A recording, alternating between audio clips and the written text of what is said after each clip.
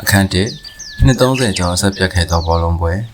ယနေ့ကကျွန်ုပ်တို့ကြုံတိုင်းရွာ၏ထူးခြားထားသောနေ့တစ်နေ့ပင်ဖြစ်သည်ဒို့ဒီမဟုတ်ကြုံတိုင်းရွာ၏သမိုင်းဝင်နေထူးနေ့မြတ်ပင်ဖြစ်ပေခြင်းအကြောင်းမူ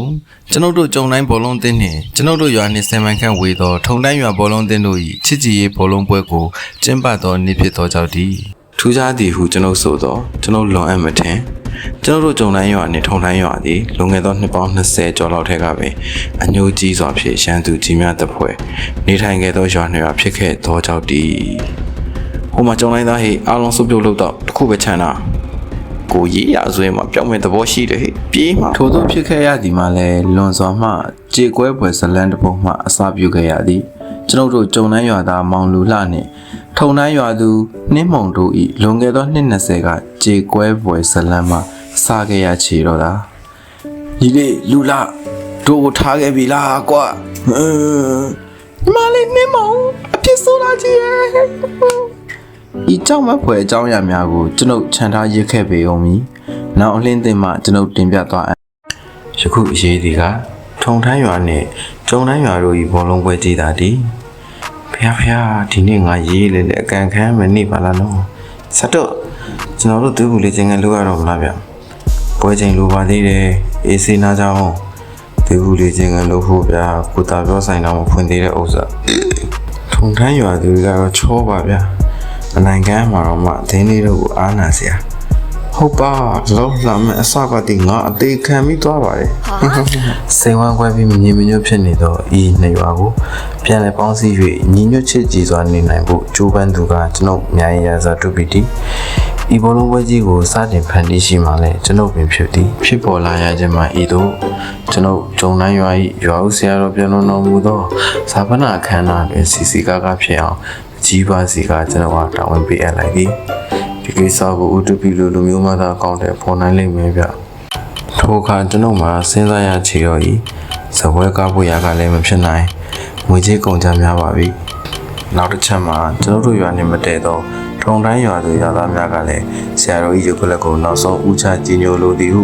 တရားသားလူကြုံများဖြင့်ကျွန်ုပ်ထံအကြောင်းကြားလာခြင်းပေသည်ခက်လည်းပြောင်းခဲ့ပြီစနစ်လည်းပြောင်းခဲ့ကြပြီဒီချိန်ဒီနေရွာစေဝမ်းကွဲနေစမလို့တော့ပြီချစ်ကြည်ငြိမ်းချမ်းစွာနေထိုင်ရမည်မူကိုကျွန်ုပ်ချမှတ်ရပြီတော့မည်ကျွန်ုပ်ငယ်စဉ်လွန်ခဲ့သောနှစ်30ကျော်လောက်ကဖခင်တဲ့ပြီးရှိစဉ်ကျုံတိုင်းရွာနေထုံတိုင်းရွာတို့နှစ်စဉ်ကျင်းပမြဲဘောလုံးပွဲကိုမျိုးလုံးတဲ၌တရေရေမြင်အောင်လာပါတော့သည်ကျွန်ုပ်ဖခင်၏တာဝန်ကိုကျွန်ုပ်ဆက်လက်ယူမည်ဆိုပါကကျွန်ုပ်ဖခင်ကိုတတိတရဂုံပြူရလဲရောက်ပေလိမ့်မည်သို့ဖြစ်ထုံတိုင်းရွာတို့လူကြုံပါ၍အကျိုးကြောင့်ကိုရေးပေးလိုက်ချေရာဟဲ့ဒီနော်တော့လေ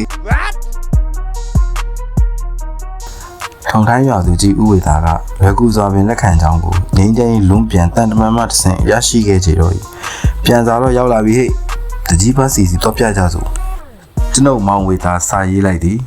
မြန်ရစွာတွတ်ပြီးသင်တို့၏အဆိုကိုကျွန်ုပ်လက်ခံလိုက်ပြီးဘောလုံးကြော်မော်များလည်းကျွန်ုပ်လိုက်လံစုဆောင်းနေချေပြီတဲ့ဟဲ့ကျွန်ုပ်တို့နှစ်ရွာငင်းချမ်းစွာအတူနေထိုင်ရေးကိုမူအားဖြင့်လက်ခံလိုက်သည်စေးစဲညှိနှိုင်းလိုက်ကြတော့ချချလိုက်ကြနဲ့လူတွေရှုပ်ကိုရှုပ်တယ်ငါတို့ကတော့မကျင်းနဲ့ကြိုက်မယ်ဒါပဲရှင်းတယ်အထူးမှလို့ဒီကကျွန်တော်တို့ထုံတိုင်းရွာသူရွာသားများရဲ့လုံခြုံရေးကိုတင်းတင်းကြပ်ကြပ်စီစဉ်ပေးရမှာဖြစ်တယ်ဒါလုပ်ပေးရမှာပေါ့သူကြီးဟာမဟုတ်ဘူးလားဘလို့မှတ်ချက်ဘာစီမင်းတူတူတတိထားစီရင်ဆိုပါလားဘာရွာသားတယောက်ဘေးဥပဒစုံတစ်ခုကြားရောက်ခဲ့ရင်တင့်လက်ဖွားပြင်မှာအာယူခေါ်အသက်လမ်းကြောင်းသည်နှင်းနှင်းပြောက်ကွယ်သွားမည်ဖြစ်သည်ပုံတကြီးဝေတာပထမန်ကြီးအောင်ထုံထမ်းရွာတကြီးတဲ့ဒါတကြီးကိုတက်စောကားလိုက်တာပဲဗျာမခံနဲ့ဟောဒီခံချင်းကအောင်မြင်ပါလေကွာ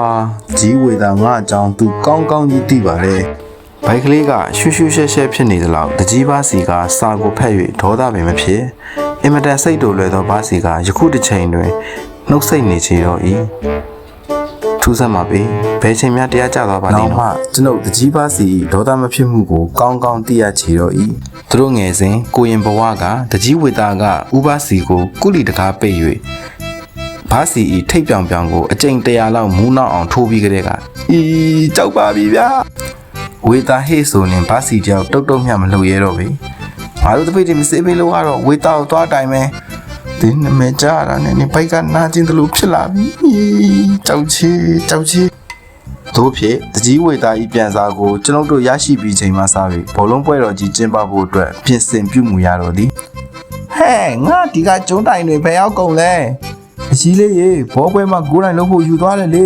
ဟဲ့ဘယ်သေးနာယူသွားတယ်လဲပြောစမ်းဘူးတူပီလေးငါစီကခွင့်မတောင်းမဲ့ရရဆဆသင်းတော့လားအကြီးလေးတိတ်ကျိမ့်မနေနဲ့အဲ့ဒါတကြီးအမိန်နဲ့ဗျနေစပ်ရှေးဦးလို့ရမယ့်တာဝန်ကလူရွေးချယ်ရေးပင်ဖြစ်သည်ကျွန်ုပ်ဒီပင်ဘောလုံးအသင်းအုပ်ချုပ်သူနီးပြဆရာအသင်းကောင်းဆောင်မန်နေဂျာယာဒူကများပြလှပါပြီတောင်းခါကိုမဆန်နိုင်တော့ဘူးကွာ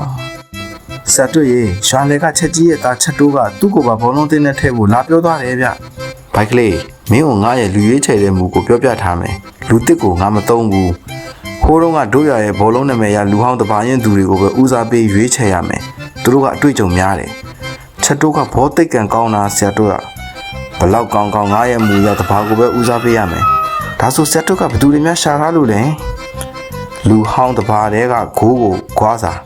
သူဆိုဂိုးဖန်တိတ်ကောင်းတာပိုက်ဘောဆိုပုံမိတယ်လေထဲမှာခုံပြန်ဖမ်းသွားလိုက်တာများကွာဟုတ်တယ်အဲ့ဒါတော့အတော်ကောင်းနေဗျပိုက်ဘော